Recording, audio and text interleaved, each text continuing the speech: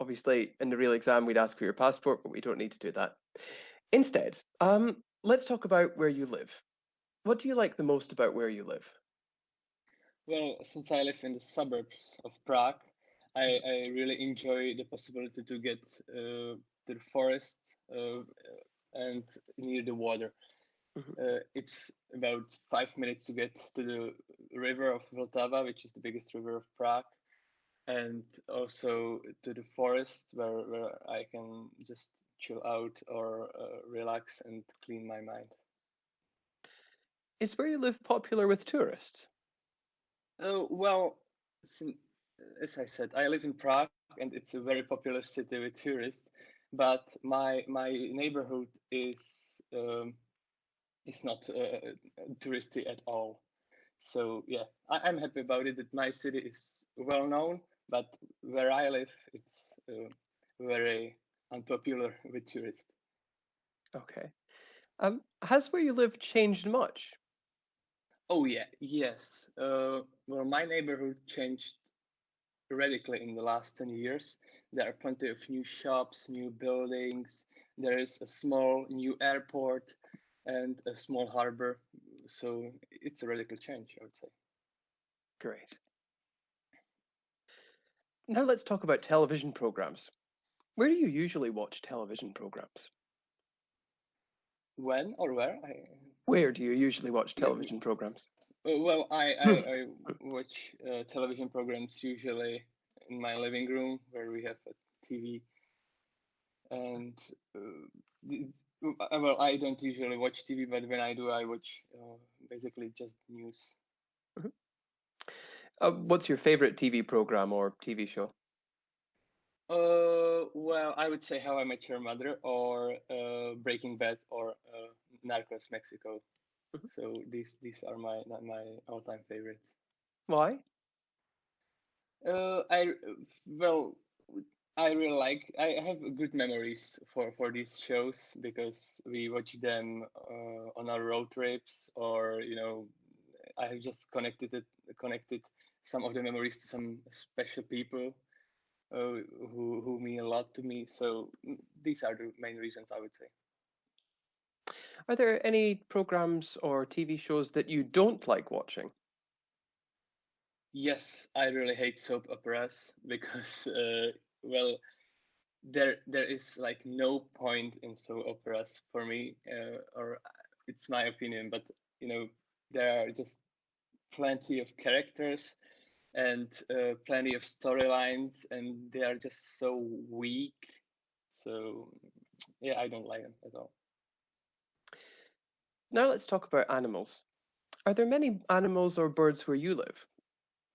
Well, yes, there's plenty of birds and also deers Mhm. where I live because I live like 200 meters from forest.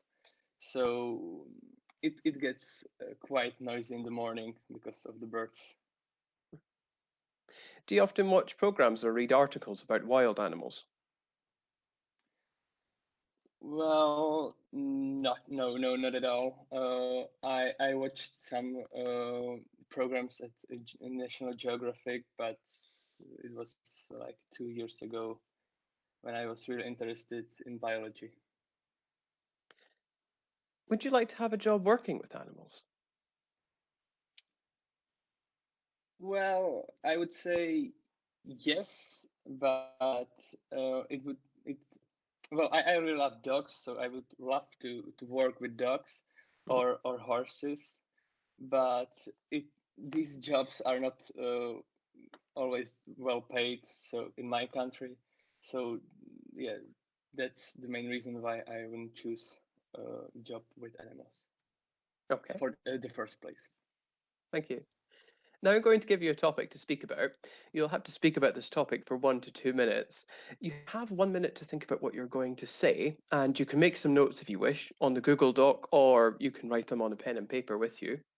Mhm. I'd like you to speak about a website that helps you a lot in your work or studies. If you look at the Google Doc now, you should see this appear. Mhm. Yes. Okay. Great. You've got 1 minute to prepare. Thank you.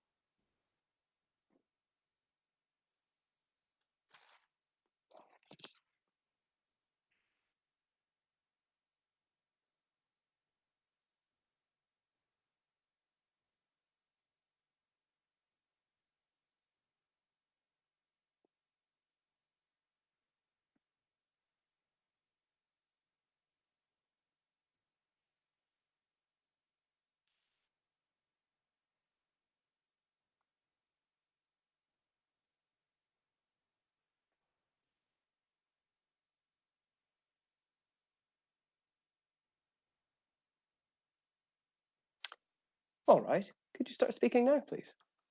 Oh, okay. So um, the website that helps me the most with my studies or at work is YouTube. I use it almost every day. There are lectures of math, physics, English, German, or Swedish that I use the most. It provides me information about the basic topics, or but for example in maths or physics there are also the lectures about deeper topics in these in maths and physics, and also in the from the languages it provides me connection with the native speakers, and they explain the grammar. They also explain the cultural background of the language, and they also really focus on phonetics, which is for me very crucial in German, because I have to work on my pronunciation in German. So if these sites really save time, because I can open it in like 30 seconds, load it, and watch 10 to 20 minutes video um, for free. If there was no YouTube, I would have to take some lectures, which was got which that would cost me some money, and I would also have to go somewhere to visit the professor or the teacher. So it saves time and it saves money as well. There's still some more time if you want to continue. Uh, yeah. Okay. So no. No, that's okay. Have you talked to other people about this website? Yes, I got this website recommended from a good friend of mine. So that's how I started to learn through YouTube. Great. We've been speaking about a website that helps you in your work or studies, but now I'd like to ask you some more general questions related to websites. First of all, let's consider the internet. Why do some people find the internet addictive? Well, because there's so many things. There are so many things to do. You can just scroll around internet uh, and search for one topic and find thousands of articles and pages and websites. There is also wide wide wide possibility to connect with people. You have all the social media that are very addictive. You can spend hours on it without even noticing it. So that's the reason why I think people find internet addictive. Do you think that's true for everyone in the world or just some people? Uh, for some people, I would say the majority of of people don't find internet addictive. They find it more helpful than addictive. What would the world be like without the internet?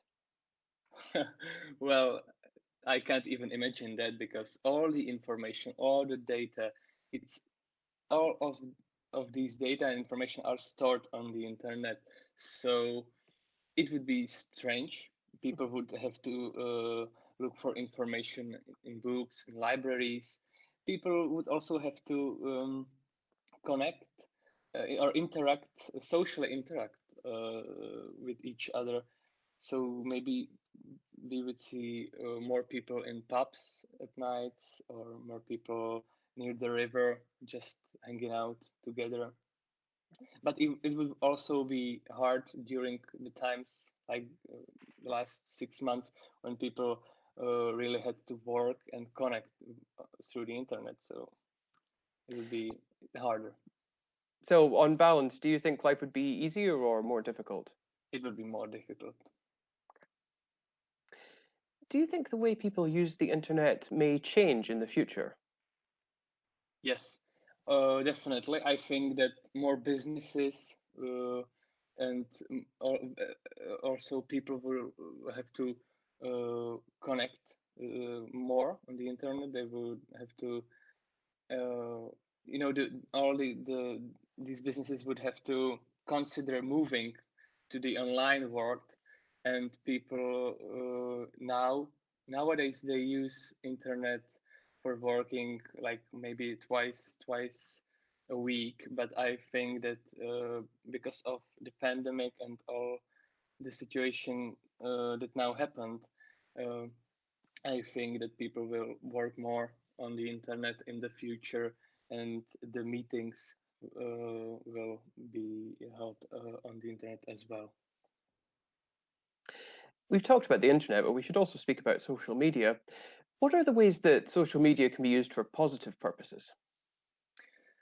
You can connect to your old friends, you can find your old friends, you can find your family, you can be in touch with your family when you're on the go. You can be 1,000 kilometers away and you can still see your family, your friends. You can be in touch with them, and it just all it takes is a good internet connection.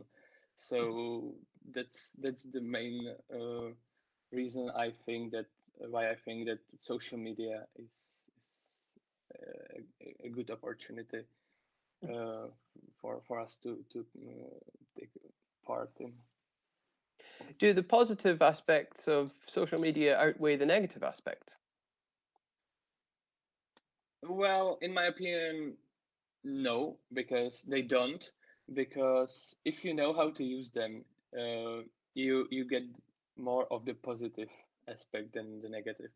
But some of the users just don't know how to use it properly, so they waste time and they at these sites, and they get more negative aspects. They are not also cautious, maybe. That's the reason why they get the negative aspect more than the positive. Why do some individuals post highly negative comments about other people on social media? Well, I would say it's because it's easier to write a hate comment on social media, because you can be anonymous if you want. You can be someone else. You don't have to show your face. You don't have to speak with someone face to face.